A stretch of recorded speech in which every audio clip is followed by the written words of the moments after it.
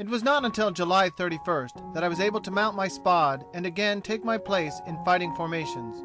Even then, I started out with much apprehension, for the doctors had told me that it was highly improbable that I should ever be able to fly again, owing to the condition of my ear. To my delight, I found that no ill resulted from this trial flight, and I put my machine through all sorts of acrobatics, and landed with the satisfaction of knowing that I had fooled the doctors and was as good as new, in spite of my punctured ear. That was a day of terrible losses to our group. Every squadron lost heavily, but the severest loss to the group was borne by Squadron 27. Lieutenant John MacArthur of Buffalo, New York, had up to that date destroyed 5 enemy machines in combat, and promised to be one of the greatest fighting airmen in the American Army. Everyone who knew him admired him immensely, and the pilots who had flown over the lines with him looked upon Jack MacArthur almost with reverence. He was cautious, quick, a clever pilot, and a dead shot. His judgment was good, and he had every attribute that spells success. His example had made a wonderful organization out of the new pilots of number 27. Early in the morning of July 31st, MacArthur led out his crack formation of 6 planes to try a strafing expedition upon the aerodrome and hangars of the Richthofen Circus, which had just moved back from Quincy and now occupied the aerodrome north of Thiem. From this expedition, only one of the formation ever returned. Not until weeks later did we hear any news of this missing 5. Then came a letter from one of them telling us what had occurred. They had reached their objective without mishap, and had strafed the hangars and billets of the Richthofen crowd until their ammunition was gone. Whether or not any of the enemy machines came up to fight them, we did not learn, but the Richthofen aerodrome was 20 miles inside the lines, and our aerodrome was 30 miles this side of the lines. When the strafers turned their noses homewards, they found a 40-mile wind against them. They had already been out over an hour and could hardly hope to reach the home field against this gale before their fuel would be exhausted. They might easily reach some nearer aerodrome on our side of the lines, however, and towards this object they set their minds.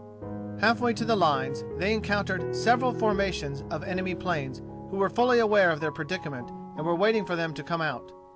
Up and down, back and forth, MacArthur led his little formation, seeking for a place to break through the enemy's ranks. Finding the Boche pilots too adroit for him, he finally resolved to break through, regardless of the tremendous odds against him. MacArthur led the attack, and like Horatius of old, he embraced all the spears in his own breast to enable his comrades to pass through them. He fell, killed in air, and one of his pilots fell beside him. But even this heroic sacrifice was in vain. The remaining 3 pilots of his formation passed the encircling enemy machines, only to find that this protracted maneuvering had quite exhausted their fuel. One by one their motors spluttered and died. The entire formation dropped to earth, some landing safely, others crashing in shell holes, all of them finding themselves behind the German lines. Squadron 94's greatest loss on that fatal day was Alan Winslow, the Chicago boy who had the honor of bringing down the first enemy machine conquered by the pilots of the Hat in the Ring Squadron. Winslow was a gallant lad and one of the most popular men in the squadron. Late that evening he was seen by another member of his flight diving down upon a Fokker with which he had taken on a combat. The 2 machines continued downwards until the dusky ground swallowed both of them from view. The rest of Winslow's flight returned home, and long did we sit up waiting for news of old Alan that night. The pilot stood about under the stars, popping up very lights into the clear sky, hoping that he might see the signal from afar and come roaring in. To every war pilot, there is an extraordinary pathos about the flashes of these distant signal lights at night. I never see these bright balls of fire cut through the night sky without feeling a clutch at my heart, without remembering the anguish with which I have watched and waited and hoped for the return of some dear comrade in answer to their signal. They rush from the mouth of the pistol with a noise like that of a child's pop gun. The silvery ball climbs upward 200 or 300 feet with a soft roar. There it gracefully curves in its trajectory and begins slowly to fall, shedding a powerful light upon the surrounding landscape and casting its beckoning signal for a score of miles around. On any fine night, as one flies homeward from the lines, these very lights strike the eye from every aerodrome, both friendly and hostile. To a member of the mess, they denote a warm welcome from his comrades. To a stranger comes the significant intimation that yonder some member of an expected family is still missing. A month later, one of the members of our squadron met in London Alan Winslow's brother, Paul Winslow, a member of the most famous of Great Britain's fighting squadrons, number 56. Asked if any news had been received of Alan, Paul Winslow replied simply, "He went west." Upon returning to the squadron, however, a letter was found awaiting him from Alan Winslow himself. He wrote from a German hospital, stating that he had been wounded in the combat, had received a bullet in the left arm which had shattered it. The arm was amputated above the elbow, and he was quite contented to find himself so well out of the occurrence. The sorrows, the surprises, the joys of war flying are legion. The next day after the fall of Alan Winslow, a formation was sent out from our squadron under the leadership of Lieutenant Loomis to protect a photographing expedition of 3 French Breguet machines. Although far from being in condition, I resolved to tag along behind them in my spod and see what happened. I got to an altitude of 15,000 feet, which was about 5,000 feet higher than the others, and from this front row in the gallery I had a wonderful view of an amazingly interesting little scrap. The Breguet had not proceeded very far into Germany before a Fokker formation appeared upon the scene. Of course the Fokkers saw the Newport, but they also saw the Breguet, and the German pilots knew that those Breguet with their photographs were the important targets for their flaming bullets. I sat above them and followed them in the various maneuvers to get in between Loomis and his convoy. Back and forth they circled, all the members of both formations keeping always in their proper positions. Although the Fokkers were 7 to the Nieuport's 5, the former did not appear very desirous of forcing a way through them to get at close quarters with the Frenchmen. Thus maneuvering, the whole circus passed further and further along into Germany until they gradually neared the landscape which the French machines wished to photograph. This objective was the city of Fiume, the railroads and highways leading into it, and the positions of any batteries of artillery that might be concealed from the naked eye, but which could scarcely escape revealment by the powerful lenses of the cameras. Plenty of other airplane formations were in the vicinity. I discerned hostile planes and friendly planes, American, British, and French. It was evident that the Fokkers below desired to attract to their aid one or more of their adjacent squadrons before attempting to force a battle with 94's Newport. Lieutenant Loomis, on his part, had no desire to press matters. His instructions were to defend the Breguet, not to take on any combats that happened to offer themselves. If the Fokkers refused to come in and attack them, Lieutenant Loomis's formation would have no fighting to do. I watched the distant enemy formations with considerable interest, ready to fly in and give warning should any one of them make a move to attack Loomis. But they apparently had their hands full watching out for their own safety, for the further we moved into German territory, the thicker did we find the sky filled with cruising airplanes. Only a little rumpus was needed to start one of the choicest dogfights that ever was seen. With much amusement, I noticed that our Frenchmen were now over Fiume and had begun taking their photographs. Evidently the Fokker leader discovered their industry at the same moment I did, for with a curt dip to his wings he started his flight on a headlong dive in the direction of the Breguet. But Loomis was then ready and anxious for the fight. Enough photographs had been taken to relieve him of the responsibility of spoiling the fun of the Frenchmen. Quickly he reversed his direction, all his flight falling neatly into position, and leaving the froggies in the lurch, he swept forward to engage with the Fokkers.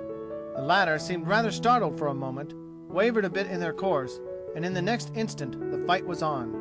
The Americans had the advantage from the first, for Loomis had kept his Newport at a good altitude above the Breguet, and the Fokkers had tried to attack them from below. Loomis dived steadily at the tail of the nearest Fokker. This latter had no course open but to try and outdive him. Another Fokker got on Loomis's tail, and another Newport followed on his tail. Soon the whole menagerie was streaming along in this fashion, every machine pouring streams of tracer bullets into the machine ahead of him. It was a splendid spectacle to witness, but I knew it would be of short duration. One Fokker had already dropped towards earth, and 2 of our bright-colored Newport were streaking it for home in the wake of the disappearing Breguet. Either these 2 pilots had wounds or engine trouble, or else considered the wisest policy was to get out of this hurricane of flaming bullets. I looked for Loomis. There he was, way down below, with 3 Fokkers on his tail. He was vainly attempting to reform his scattered formation, and but 2 of his machines remained. Even as I watched them, I saw several other enemy machines drawing nearer them from the north. It was high time to get down to their aid. As I dropped down to their vicinity, I saw Loomis fire 3 or 4 short bursts at his antagonists, And then, swerving away to the south, he put on the sauce and rapidly drew away from the pursuit. His pilots had fortunately observed his departure and hastened to overtake him. The Fokkers kept up a short pursuit, then seeing me above them, feared they were getting into another ambush, and the next moment were diving with all speed to the protection of their own landing field. I was frankly glad to let them go, for after 3 weeks' absence, I felt little inclined to take on anything against odds. Turning back to join my fellows, I was startled to discover that Loomis was very plainly sinking to earth. His propeller was slowly turning, and I knew instinctively that he had been struck in some vital part of the engine. I overtook him and quickly measured the distance that separated him from the distant trenches. He was only 7,000 or 8,000 feet above the ground, and the lines were some 6 miles distant.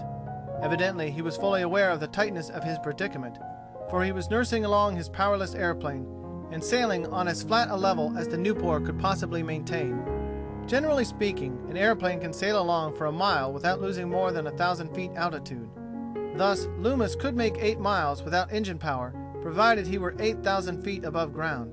Provided also that no contrary wind was blowing him backwards during this time, and also providing that no rifle and machine gun bullets were able to terminate his progress as he drew nearer and nearer to the ground. I flew above him, absolutely powerless to do more than wish him luck. Archie took up the chase with malevolent delight, and sprayed both of us impartially with shrapnel. I lost all interest in the angry bursts about me, in the complete fascination of Loomis's struggle for the lines. He was holding on to every inch of his altitude with the skill of a Cape Cod skipper. At times I felt certain that he was holding her up too much. He must lose speed and headway with too great a curb on the bridle. The ground drew closer and closer to his hanging wheels. I saw the rear trenches of the Germans pass below him. I believed he was doomed to strike the next trench, 300 yards ahead. I wondered if I could possibly render any assistance by flying down and spraying bullets behind him until he had a chance to run to safety. No, such a plan was foolish. There would be 100 machine guns turned upon him the instant he crashed. 1,000 rifles would be shooting at him from concealed positions. I could not possibly do him any good. The second line of German trenches appeared below the sinking Newport, and I held my breath as the dainty little bird neatly skimmed over them. With rare good fortune, the way ahead seemed comparatively smooth. Loomis might coast along the intervening space and roll smack into the front line trench of the Huns. There was no doubt about it. He couldn't possibly make another rod.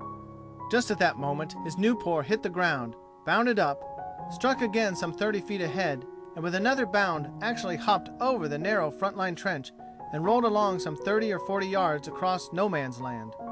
I yelled a little to myself in my excitement as I saw Loomis throw himself from the still-moving machine. In a trice he was streaking it for the American trenches, with Boche bullets accelerating his speed by lifting his heels just ahead of little clouds of dust. Loomis is very fast on his feet, even in flying costume. He covered that 100 yards in something under 10 seconds. He left my aeroplane far in the rear, and I had to hurry up to see his finish at the bottom of the front-line American trench. The doughboys covered his last dash with a splendid fuselage of bullets directed into the German trenches. Both sides were standing up and exposing themselves to enemy fire in the excitement of Loomis's home run. I saw him tumble safely into the deepest part of the trench and lie there, probably panting for breath, for apparently he hadn't received a scratch. As I considered this was the end of the morning's entertainment, I put on the gas and pushed on for home. I walked into the adjutant's office and made out a report of what I had seen. An hour later, we were delighted to receive a telephone call from Loomis himself, which instantly relieved our anxiety about his condition. He was entirely well in body, he reported, but had not yet fully recovered his breath.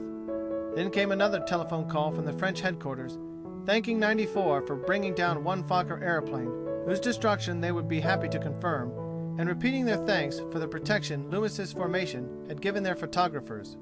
Very valuable photographs had been obtained, it appeared, both of enemy positions and of the movements of their troops. Within an hour after snapping the photographs, the completed pictures were in their commanding officer's hands.